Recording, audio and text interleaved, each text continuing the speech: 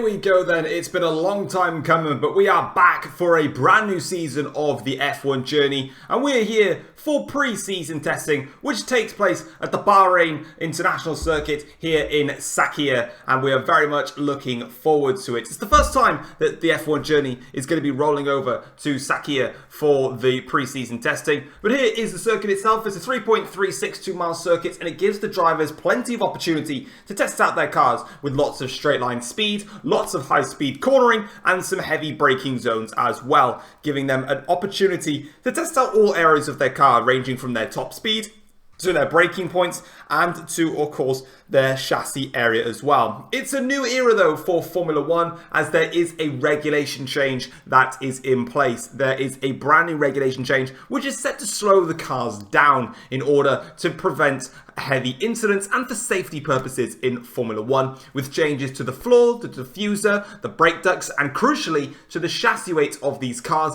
to make them a lot heavier, as obviously we saw last season they were able to achieve extremely high speeds. They're still going to be able to do that this season, but it is toned down quite some bits. But let's go and have a look then at the teams and their brand new liveries, and crucially their driver lineups, and see how they're all getting on. We kick things off then with Aston Martin, who sported a brand new green livery for this season. Aston Martin, who were initially sponsored by the oil company Gulf, have been dropped by that company and have now transitioned with Cognizant to form Aston Martin Cognizant Formula 1 team. And it's a brand new driver lineup from what they had previously. Aston Martin have gone ahead and signed Oscar Piastri and the Russian Robert Schwartzman to be their two drivers to try and help lead the line for this team. However, things really weren't that comfortable in pre-season testing. Aston Martin really struggled a lot with a lot of areas of their car, but what was crucial is that both Piastri and Schwartzman said that they were just unsure as to where all of the drivability problems were coming from, and they really struggled to find the pace within their car. This is quite a worrying start for Aston Martin, and as it showed from the lap times, they were really going to be coming under some fire.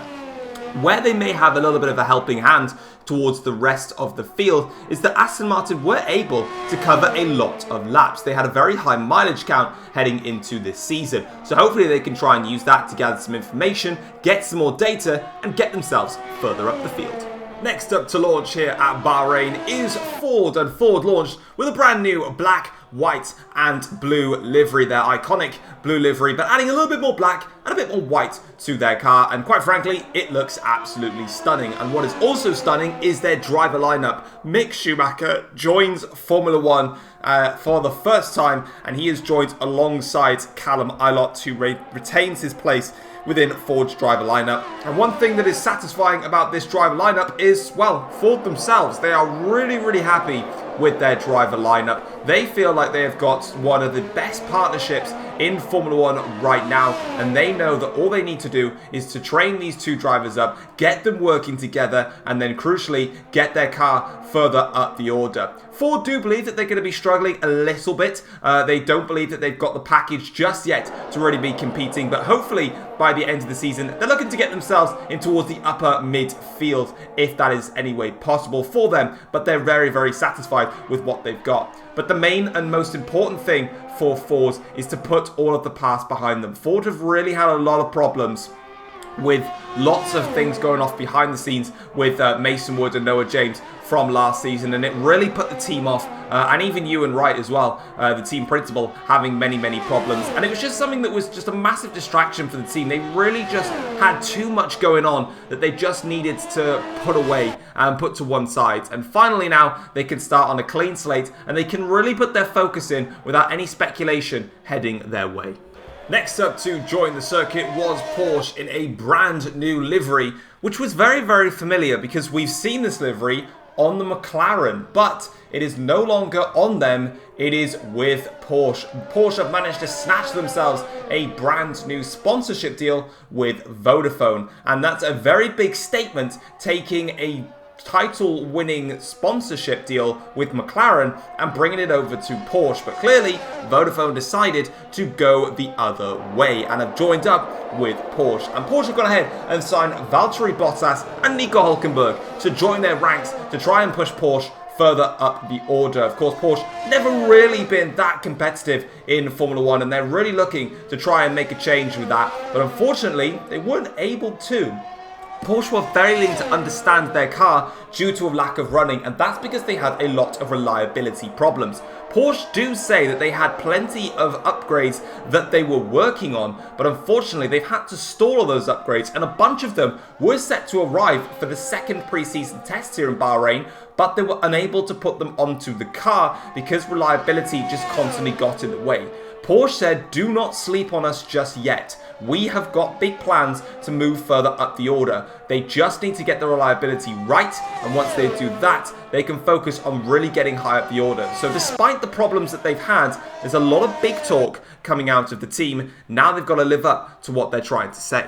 As soon as Red Bull launched their car here at Bahrain, did anyone feel a little bit of nostalgia coming? Because that's what a lot of the paddock felt as Red Bull not only reunited with Honda as their brand new power unit supplier after dropping BMW last season, but they reunited with their title sponsor Infinity, which led them to multiple world champions with Sebastian Vettel. And Infinity Red Bull Racing is back. What is also staying with Red Bull is Stoffel Vandoorne. Red Bull were really impressed with Stoffel Vandoorne when he came in instead of Mason Wood after he was removed from the team for the scandal last season. Red Bull was satisfied with Vandoorne and offered him a new contract, which he has accepted. But Red Bull have gone ahead and signed world champion Sam Williams to join him in their team as they look to try and make their way further up the order.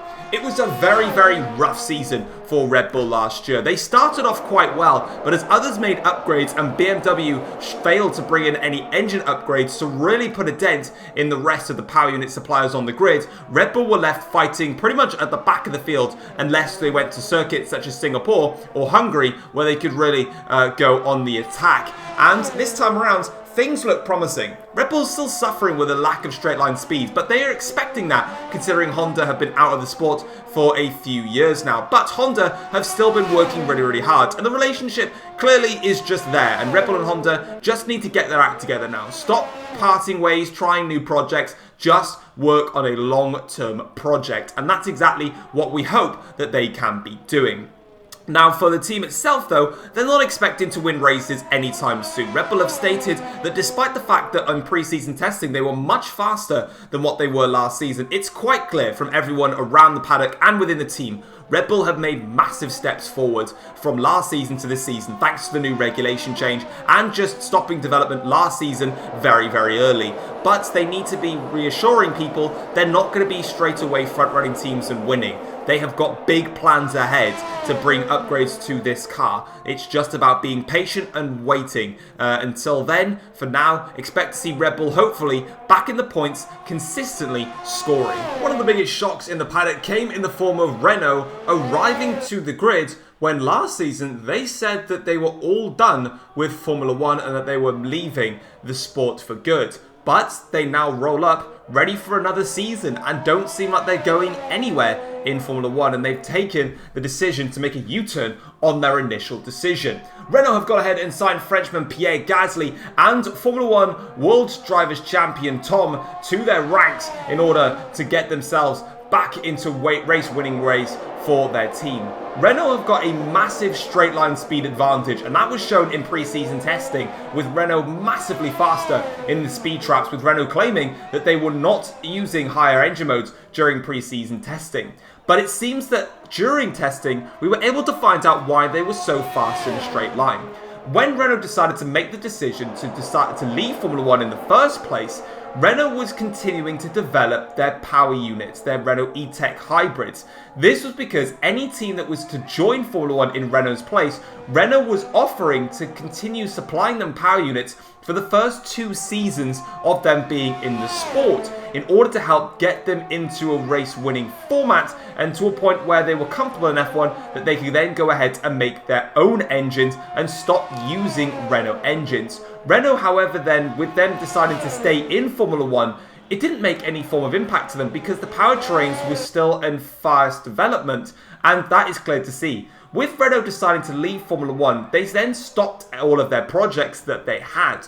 Now, of course, they've got to restart those projects. But by restarting those projects, you've left yourself at a disadvantage. The chassis and the aero side of the car all needs work, and Renault have simply put it quite clear. They have a title-winning engine. They don't have a title-winning car. That is something that Tom and Gasly have seen straight from the off, saying that the car is very difficult to drive, but they know that if they can just get themselves in front of their competitors, good luck trying to get past them. Now, an interesting storyline that has popped up from all this, of course, is Tom joining Renault in the first place. Now, he said that he felt betrayed after Ferrari dropped him. Now, of course, Tom was finished second in the championship last season behind Reese in the McLaren. Of course, Tom went into the final 2 races of the season 21 points clear, but ended up failing to win the World Championship. And it looked like for the first time, really, in Tom's career, he was about to have a stable place in Formula 1, having a multi-year contract with Ferrari.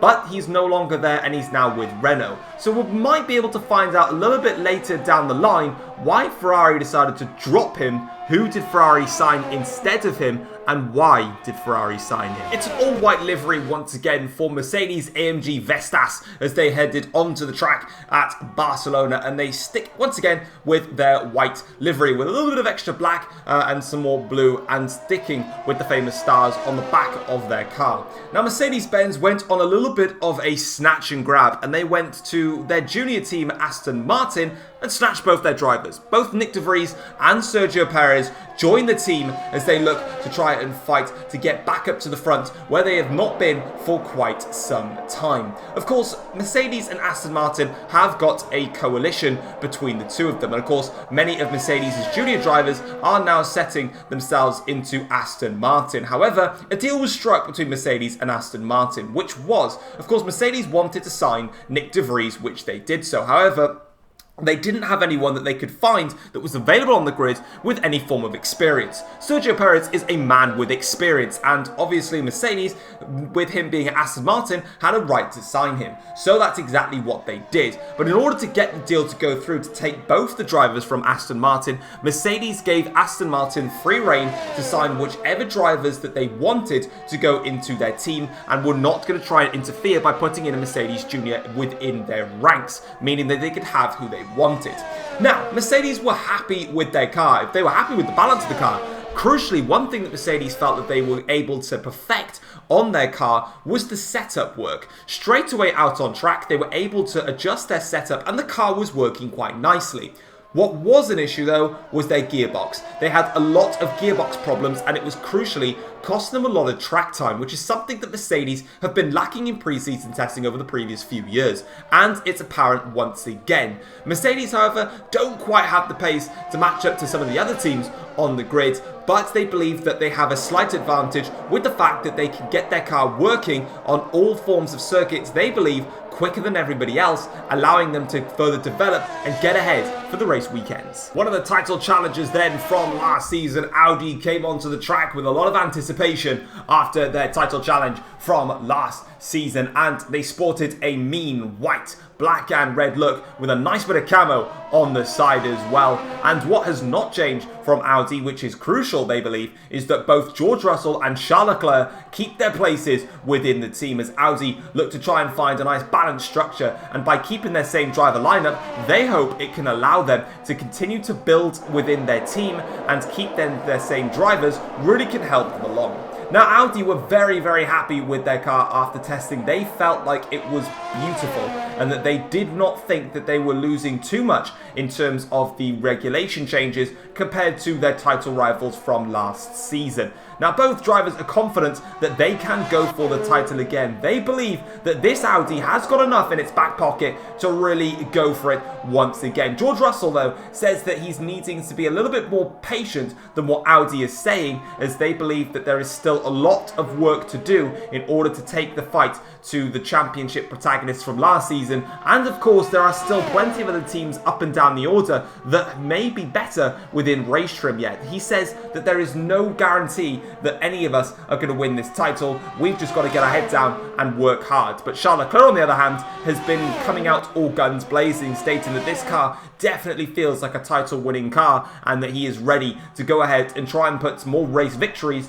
to his name. So contradictory between the two drivers, but crucially, Audi look like they've got a good car and they've got a team that is in great spirits, and that is really important. Ferrari launched their car here at Bahrain and they had signed themselves a brand new title sponsorship as well. A lot of teams making title sponsorship changes. This time Ferrari have gone and signed a deal with Emirates to be their new title sponsor for the foreseeable future, ending their short-term reuniting relationship with Marlboro. But what was the massive story and the shock signing of the off-season in the transfer window was that Ferrari, not only did they retain Carlos Sainz for a new season, they made the shock deal and signed Lewis Hamilton to join them at Ferrari. Something that no one ever really saw coming, but Lewis Hamilton is now in red and he has joined Ferrari for this season, and Hamilton has stated that he couldn't turn down Ferrari after they came and offered him a contract, and he felt like he had to do it in his career, and he's gone ahead and done it in his career, and it is a massive, massive signing. What is going to excite Lewis Hamilton and Sainz even more is that their car was massively competitive here in testing, and the paddock have got Ferrari on notice. They believe Ferrari are the team to beat heading into this season. Ferrari, though, playing down their chances, stating that there is still plenty to do in order to make their car as competitive as the rest.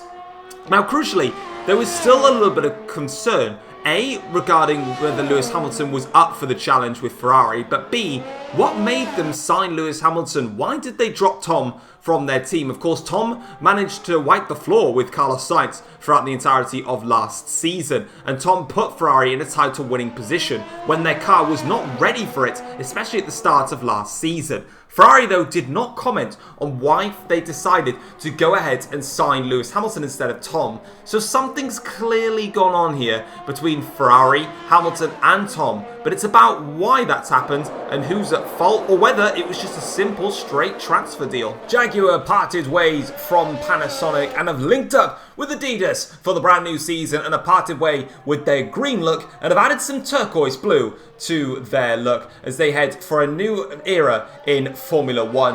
Max Verstappen is the big man that returns to Formula 1. Of course, Verstappen walked away from Red Bull halfway through last season after many, many issues within the team. But he is back and he is signed with his former team and he's joined alongside Lando Norris, who keeps his place in the team partner after he partnered Sam last season. Jaguar, though, feel like they're on the back foot a little bit heading into this season.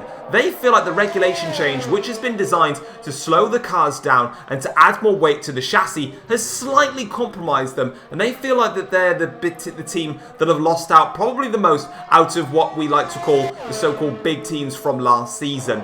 But in saying that, though, that has certainly not derailed the spirit within the team itself, and especially within the drivers. Both Max Verstappen and Lando Norris completed the most amount of laps in pre-season testing, and they both state that they have got no concerns within the team and within their car, and that they believe that the time that they have lost throughout this pre-season test and also within the regulation change, they can claw that back. But they are wary that there is going to be a lot of work to do ahead in order to do that with the likes of Ferrari, who we've seen especially being one of the faster teams, and some of the other teams further back that can potentially make some big silver bullet upgrades. So there's some work to do, but Jaguar are very, very competitive within their car. They feel happy. They've got a strong driver lineup. Let's see if they can translate that into some race-winning performances throughout the course of the season. Last but certainly not least, it is the defending champions McLaren, the team that won the Constructors and the World Drivers' Championship, with Rees at the wheel of the McLaren, and they've gone back to orange,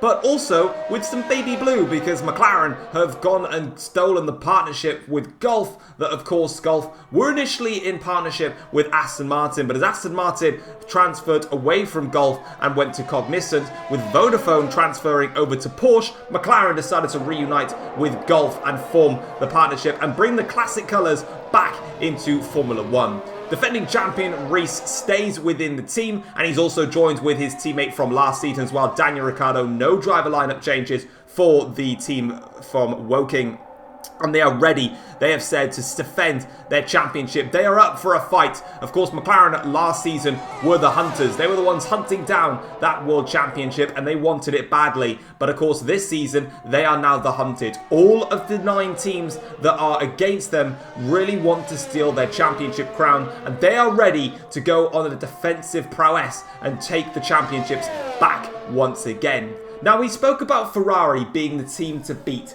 within pre-season testing, and that's what a lot of drivers think, as Ferrari, especially on high fuel, was really competitive. But don't count McLaren out on low fuel runs, especially on the final day of testing. That little bit of award went to Rees. He set the fastest time of pre-season testing in the McLaren, showing that the regulation change had certainly not derailed the performance of McLaren. So there is still a lot to be learnt from this pre-season testing. Do McLaren have the fastest car, or do Ferrari have it, or does anyone else have the fastest car and they just weren't showing their hand quite as much? With all of the drivers and teams being announced, it is time to have a look at the calendar, and the FIA have revealed a 17 race calendar for this new season, with many circuits unfortunately missing out, but 3 brand new circuits being added to the calendar with the arrival of Portugal in Portimao, the Emilia-Romagna Grand Prix in Imola, and the Jeddah Grand Prix circuit in Saudi Arabia. So very exciting times for Formula 1, but let's go and read out the 17 race calendar before we wrap off pre-season. Round number 1 of the season takes place at the Shanghai International Circuit for the Chinese Grand Prix, with round number 2 being the Japanese Grand Prix. Following from that, we head over to Singapore to take on the streets at Marina Bay, before we then go to the Middle East for Abu Dhabi, Bahrain, and then Saudi Arabia. We then move into the European leg of the season, with the French Grand Prix being round number 7, with the 8th round of the season being the Emilia-Romagna Grand Prix, with the 9th round then being the Portuguese Grand Prix. The Dutch Grand Prix is the 10th round of the season, and then we take a trip home to Silverstone for the British Grand Prix, before then moving to the Syrian Hills for the Austrian Grand Prix. Round number 13 of the season is the Italian Grand Prix, and then the 14th round takes us to the Belgian Grand Prix. This has been known to be the season finale for quite a few seasons now in the F1 journey, but not anymore. The 15th round of the season then takes us over to our American tour, as we then take on the Canadian Grand Prix, with the penultimate race being at the USA, with the finale being the Brazilian Grand Prix. But that is it then, that is pre-season. We have seen all of the drivers, all of the liveries, and all of the cars, and all we need to see now is the action, and we will see you guys next week for the first round of the season. Take care all, peace.